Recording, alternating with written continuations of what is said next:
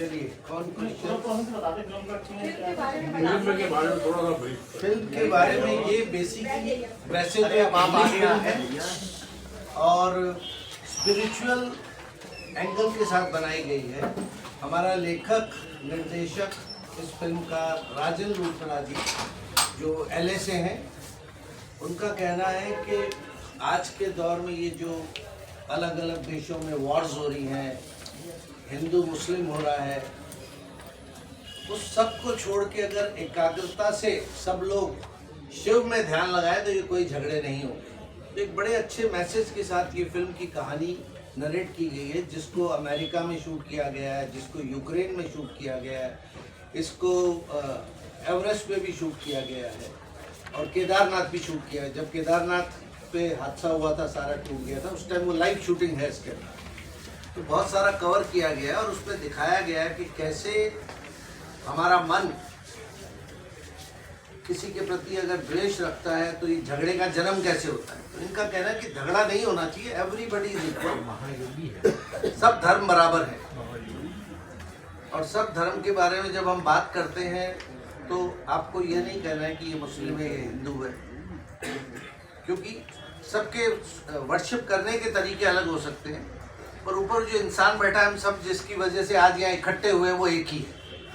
और बड़े अच्छे ढंग से उसको कहा गया है, सारी जो डॉक्यूमेंट्री शेप में इसको बनाया गया, आप देखेंगे तो आपको लगेगा कि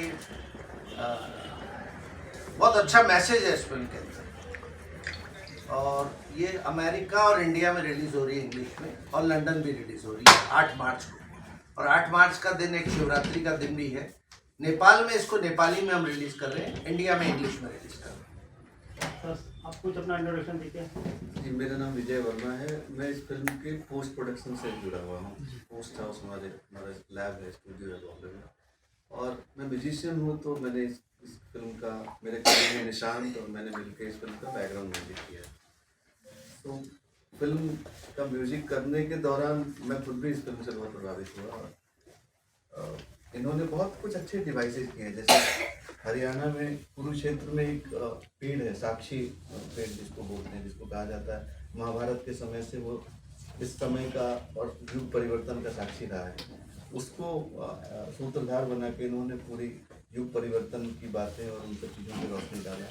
सबसे अच्छी बात इस फिल्म की ये है कि इन्होंने वननेस का मैसेज देने की कोशिश की है कि कैसे वन से वननेस की तरफ बढ़े इंसान। और बहुत अच्छा संदेश है एकता का, और जहाँ लड़ाई और मारकाट और जितनी तरह के पॉल्यूशन हो सकते हैं, चारित्रिक हो या वातावरण का हो, हर तरह की चीज़ों को बदलने का अब एक ही तरीका है कि लोग बदल जाएं, लोग सिर्फ इंसान और मानवता को माने। तो ये एक कोशिश है इस फिल्म के नैरेटिव के माध्यम से।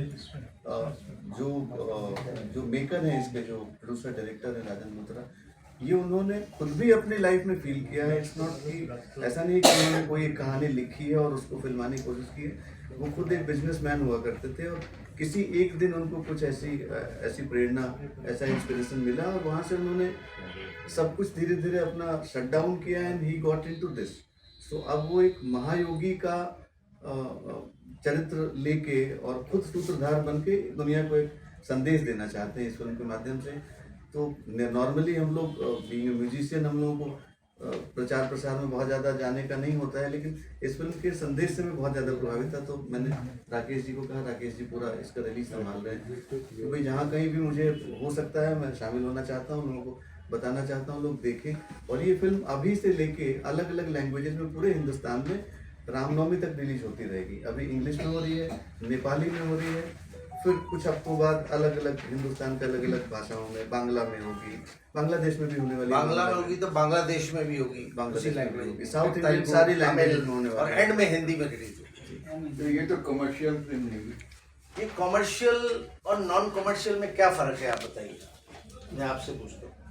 है बहुत फर्क है। जैसे एक लाइन मुझे बताएं तो मैं आपको ब्रीफ कर सकता हूँ। कमर्शियल फिल्म में इसलिए कि जो एस्थेटिक लाइफ में जो बिलीव करता है वो दौड़ लगाएगी देखने के लिए। हाँ। मैं अभी मेटालिक लाइफ में हूँ, हाँ जी, तो I am not interested to go and see this.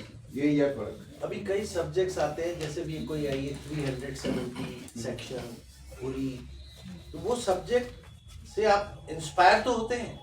इसी मेरा- तरह इस मेरा कहानी ख्याल है से कॉमर्शियल नॉन कॉमर्शियल की जगह फिल्मों का ये कहा जाना चाहिए सर कि फिक्शन है या नॉन फिक्शन। नॉन फिक्शन है कहानी। तो ये नॉन फिक्शन नहीं, ये फिक्शन नहीं है, नॉन फिक्शन है। ये उसको उस तरह जैसे एक यूट्यूब पे